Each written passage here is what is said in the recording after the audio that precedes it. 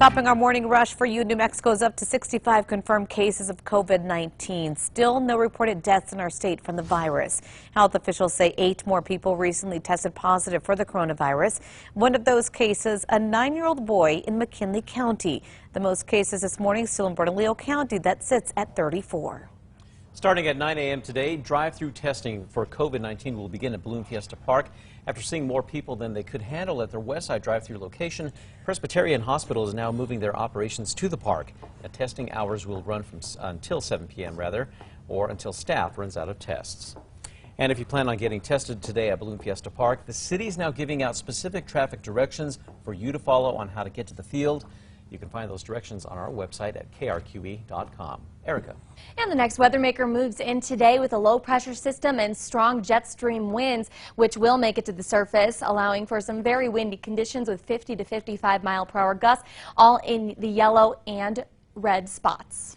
On to news happening today. APS will be handing out printed learning packets at some of the grab-and-go meal sites.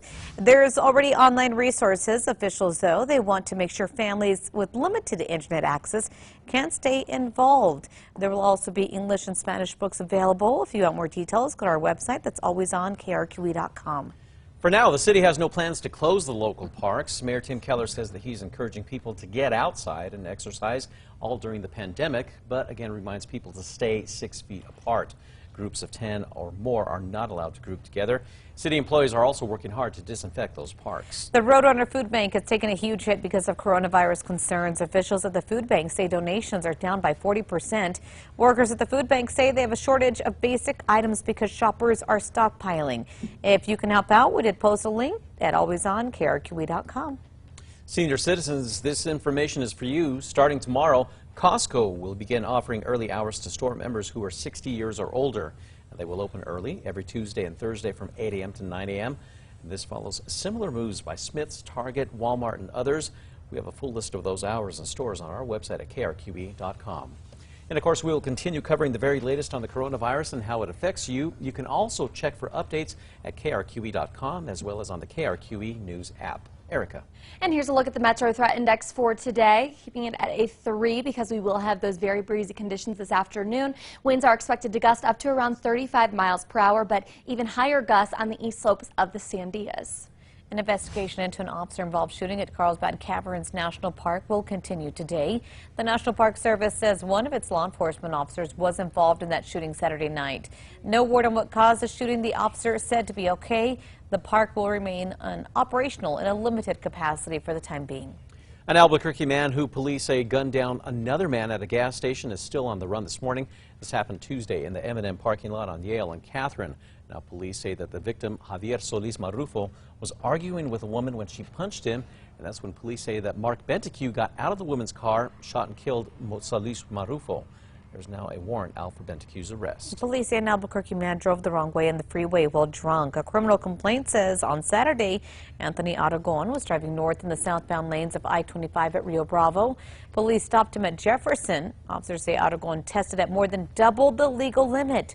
Online records show this is his 3rd DWI arrest. The family of an elderly woman who they say froze to death is now suing the Santa Fe Police Department for wrongful death. The New Mexican reports that 92-year-old Antonia Garcia's family says she may have gotten lost in March of 2019. A criminal complaint says that a woman called police after seeing an elderly woman leaning against a metal post. Those documents say that officials treated the call as a low-priority call. Local artists are now using the coronavirus to inspire their latest work. There is a Saint Corona, as she is the patron saint of treasure hunting. Now an online group of local artists is selling their artwork based on their own versions of Saint Corona. Bidding is open until May 14th. We have a link on to their Facebook page on our website. That's at KRQE.com. A longtime Albuquerque school celebrating 80 years of serving local kids. Still in their original building, built back in 1939, staff, students, and alumni are honoring Jefferson Middle School's history. Over the years, they've added buildings and departments like music, drama, and robotics, going from 37,000 square feet to 113. Erica. Now let's get a look at that morning drive. On the maps, you can see mostly green out there, only some minor slowdowns on Paseo westbound from I-25. And here's a look over at the Big I. Things look to be moving smoothly and no problems in terms of the weather. Visit Albuquerque has a new online page called Home Site Exploration and Activities. Now you'll find a 360-degree view of the Balloon Fiesta, a virtual trip planner, and a list of shows and movies filmed right here in New Mexico, among some other things. If you'd like to check it out, we have posted a link at alwaysonkRQE.com.